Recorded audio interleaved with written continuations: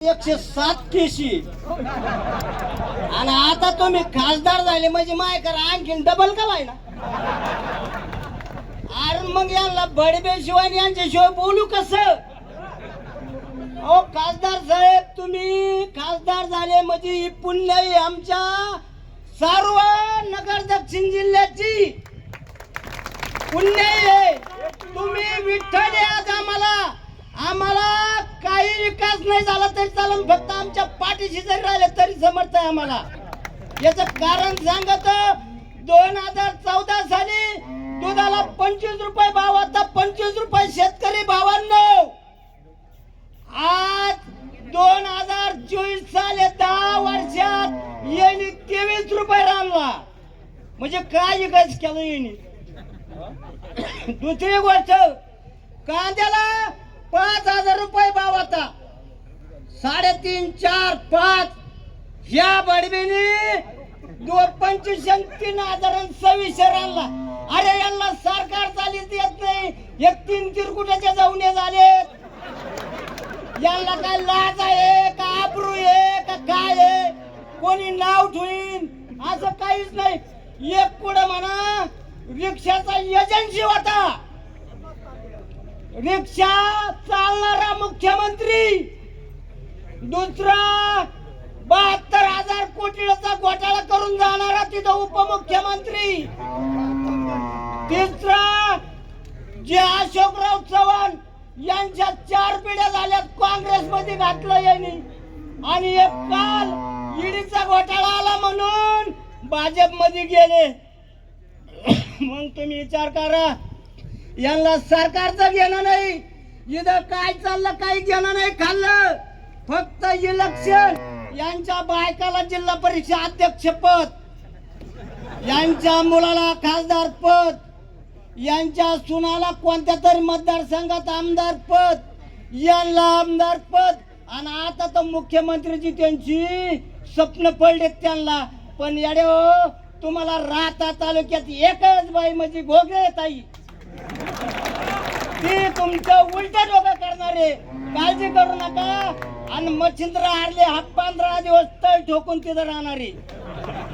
आणि लंकेश साहेब तुम्ही सुद्धा तुमच्या करता आम्ही लई यांना दिलेले, तुम्ही सुद्धा त्यांचे मावस भाऊ होऊ नका. लोकांचे काम करा, जनतेत या, दावेत राहा, लग्नात राहा. दुधाला भाव त्यांना द्यावाच लागणार आहे. त्याने आता 10,000 आहेत काय पावडर आहेत केली, काय केली, यांच्या बायकाच्या तोंडाला लावायला केली काय ती आहे. अरे कंपन्या तुमच्या, एजन्स्या तुमच्या, तुमचं चाललंय काय. अरे कलेक्टरच्या ऑफिस मध्ये इतकी हाल आहे. मी स्वतः 10 वर्ष झाले, 14 सालापासून रखडतो. अरे मला प्लॉट एकीकड, जमीन एकीकड, मा बाप एकीकड, कुंकड काय झालं त्याला माहिती नाही. आई कुंकड, माई बायको कुंकड, पोरं कुंकड, माई जमीन गेली जायकवाडी धरणात. माझे 2 प्लॉट दुसऱ्याच तालुक्यात. मी म्हणलो ते जमा करून घ्या, इकडे द्या. एवढं जरा यांचं चालत नाही म्हणजे काय कलेक्टर ऑफिस आहे का इथं. एक कलेक्शन काय यांना काय हप्ता गोळा करून लोणीला भरती करावं लागेल काय हेच कळलं ना मला. त्या तालर नातं देत पण अधिकारी हो तुम्हाला पाय पडून नाही. भाऊ बहिणींना म्हणून सांगतो, आता तुमचं राज्य गेलेलं आहे, आता लंकेश साहेबांचं राज्य आहे. आम्हाला काही घेणं नाही देणं नाही, बाकीचं तुम्हाला कामच करावं लागते. तुम्ही पगार पुरते थांबू नका इथं.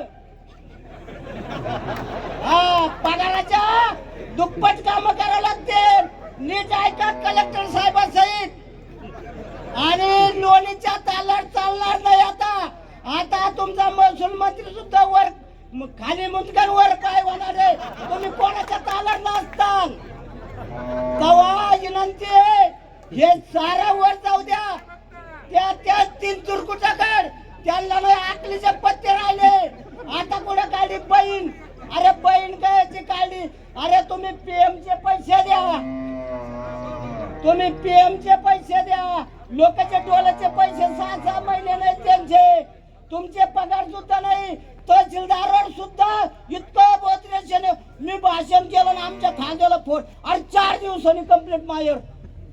असं कोणता कायदा आहे यो? पोलीस भावांना ऐका तुमच्या कायद्यात. अरे भावाच्या डोक्या फोड्या झाल्या ना तर 24 तासाच्या आत जर कंप्लेंट नाही आले तुम्ही म्हणता बाहेर होय घेत नाही. आता 24 तास होऊन गेले आणि 72 तासांनी एक साधा शेतकरी कंप्लेंट होती. ही कोणता तुमचा कायदा? अरे पोलीस हो तुम्ही, कलेक्टरचे नाही, एखाद्या मंत्र्याचे नाही. तुम्ही सुद्धा कायद्यावर बोट ठेवून वागा. शेतकऱ्याला दम देऊ नका. इथून पुढं विनंती आहे तुम्हाला माझ्यावाली बी. हा तुम्ही आता हे राज्य जाणार आहे, तुमची चुकी नाही. तुम्हाला त्यांच्या तालावर नाचावं लागत मला मान्य आहे.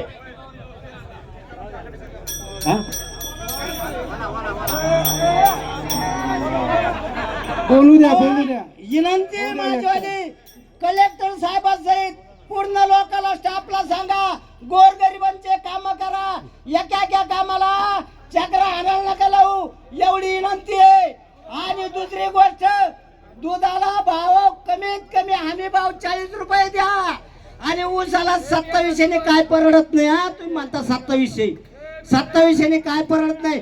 3,500-4,000 रुपये बाकीच्यांनी उठू नका. तर इथं एवढं बोलून मी थांबतोय.